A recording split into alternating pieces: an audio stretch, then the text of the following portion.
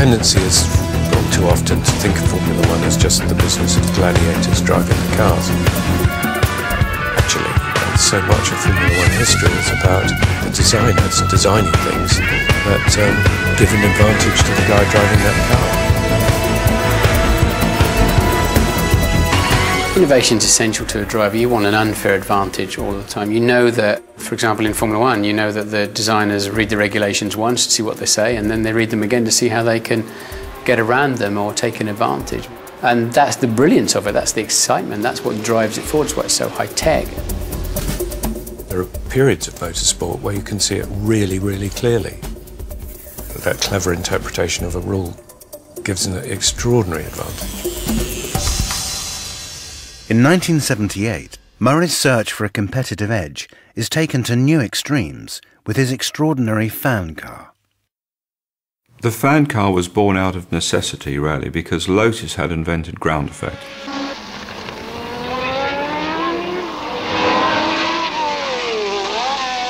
Colin Chapman's Lotus team have worked on their aerodynamics to achieve so-called ground effects, sucking the car to the track and thus allowing more grip and higher cornering speeds.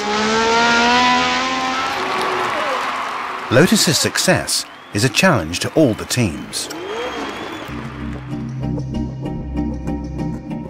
Murray urgently needs inspiration, and he finds it in the rulebook with a loophole in the wording. The regulations state that a movable device, primarily used to give an aerodynamic advantage, is not allowed. Murray therefore designs a large fan which, he can argue, is primarily to cool the engine, but with the crucial side effect of sucking the car to the road.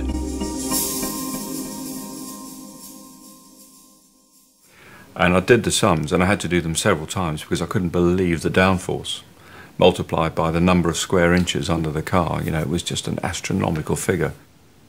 I stuck a bloody great big fan on the back of the car, driven off the gearbox, and sealed the entire motor car to the ground.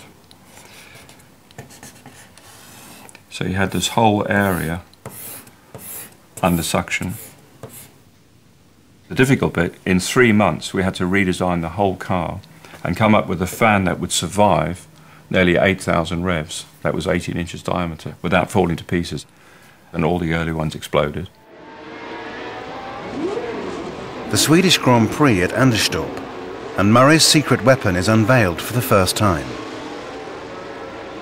I think for the majority of the teams it was a novelty. When they first saw it on the Thursday, word went around that obviously we had this car and it had a fan on the back of it. I remember Colin Chapman immediately saying it was illegal. And every time the car came in fact even when we raced, we had a dustbin lid that we used to actually put over the fan. The fan car could get as much downforce standing still as it could going at 180 miles an hour, which means you could get a 2G standing start and you could go around hairpin bends just as quick as you could around 150 mile an hour bends, so it had a massive advantage. Well, nobody took a lot of notice of it until it started. I think people thought it was going to be quick, and they were right, but we tried to make sure that it didn't look quick. Bernie made the drivers qualify on full tanks because he didn't want to be too fast. The other teams, led by Colin Chapman and Lotus, are outraged by Brabham's huge advantage, which they consider to be illegal.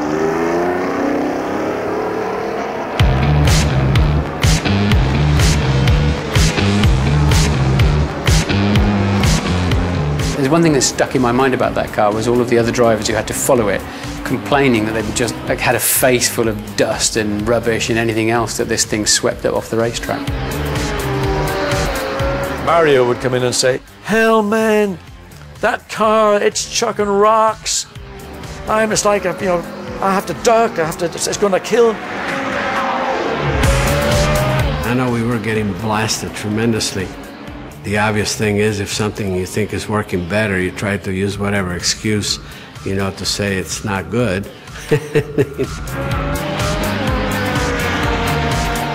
Niki Lauda wins the race by 34 seconds, but the fan car is doomed. The other constructors, particularly Lotus and Tyrrell, lent on Bernie heavily to withdraw the car. We were inside the regulations, for sure. But Colin said, if we don't mind, everyone will be doing this. And it's a little bit crazy, because maybe no limit in the end. Bernie came to see me and said, look, this is my position. We can run the car till the end of the year. We'll almost certainly win the championship. But I think the Constructors Association is more important. So I was very, very pissed off, I have to say, but I did withdraw the car.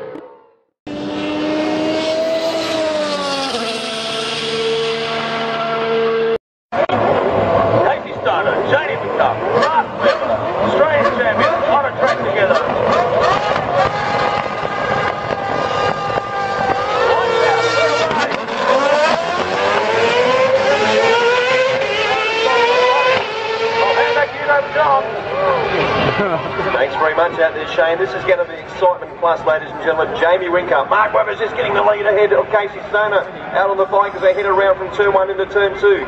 This is where Webber will throw out the yankers. We know these things, John, can stop very, very quickly, but we're looking to see just how much room he can either get or get reeled in over the first couple of laps. Not only that, have a look at the difference between the bike and the car as they go around that corner there into view, and Casey is actually making that rear end of that bike very wide. And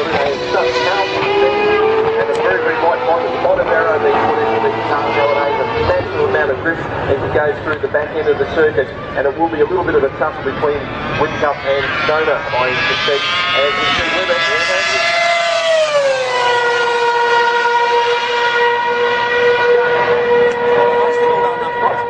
Straightaway there, the Brabham straight, as we see Casey Stoner followed by Jamie Whincup coming down the main straightaway now.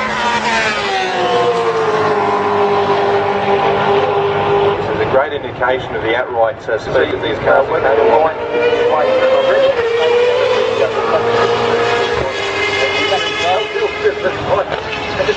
Finally got through. Come around the back end of the circuit. But have a look at the acceleration difference and the similarity between the V8 Supercar and the Formula 1. Check this out as they come onto the Brabham straight here, ladies and gentlemen. Look at this and raise your arms up as we see history for the first time with Mark Webber.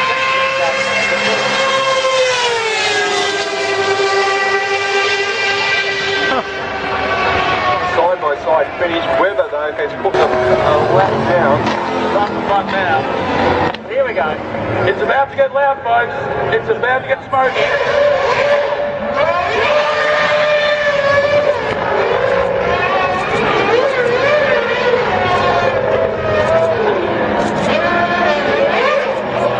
Leader vying for that enormous honour of being the first post-Schumacher world champion. It's going well so far. Things just seem to happen right for Alonso, don't they?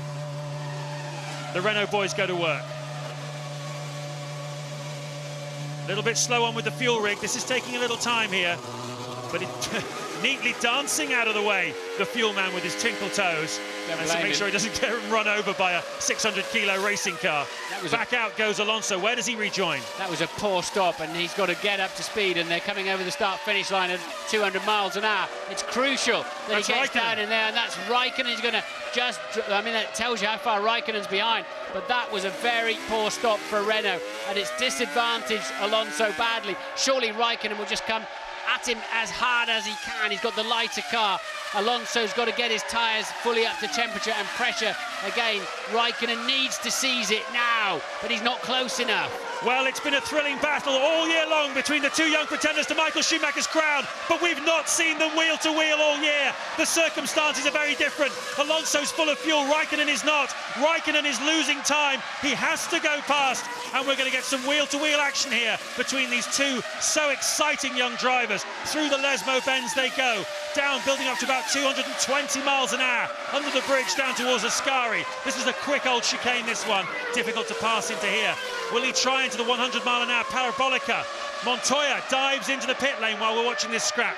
Race leader on lap 21 is in the pits. There he is. Yeah, man, they've covered Alonso with Montoya's stop. Alonso with a poor one. Montoya with a very good one. His lead will go up to 5 seconds. But crucially, Alonso can now interfere with Kimi Raikkonen's progress. Raikkonen is not a lucky man today, but Montoya comes out behind Fisichella. Now that's somebody who can interfere with the race progress, isn't it? Certainly, that's crucial. Certainly can. It was 2 seconds the margin between Montoya and Alonso before the stop start happened. Obviously Alonso lost ground. Now he's fighting against Raikkonen, so that will cost him more time as well. Coming out of the pits there, Jarno Trulli from 3rd place. It's all going off here at Monza, and you can see how crucial that period of time Raikkonen spent behind Ralf Schumacher was. Looking at here goes Raikkonen then, down to the second chicane. They're side by side, and Alonso, I think, doesn't make too much of a fight of it. I'm surprised. Alonso was on the dirty side of the track, but I thought he would have made it a little bit harder than that, because if they clash wheels and out of the race, Alonso gained. He's the net gainer in that, so I would have thought Alonso would make that much tougher, because that's freed up Raikkonen now. Raikkonen, this is lap 21. He is going quite a long way into the race. Yes, but at the same time, from Alonso's point of view, he'd say, well, I did at least cost Raikkonen at least 2 seconds. Here's run down to turn 1, Raikkonen. And Raikkonen passed him and then went wide himself. Alonso fell off in sympathy, and so how did Alonso end? He must have had a better acceleration then and got alongside and past Raikkonen again, because Raikkonen had to repass him at the next chicane. That was certainly a very dramatic moment there between the two of them. That is Giancarlo Fisichella. So he didn't have as much fuel in the car as people were suggesting. He's not really been able to do much to interfere with to interfere with Montoya's race here. On board with Fernando Alonso now. We've let Kimi Raikkonen through, but remember, Raikkonen has yet to make his first stop here this afternoon, and he is just 2 seconds clear. We cut now to the other championship contender, Kimi Raikkonen. He is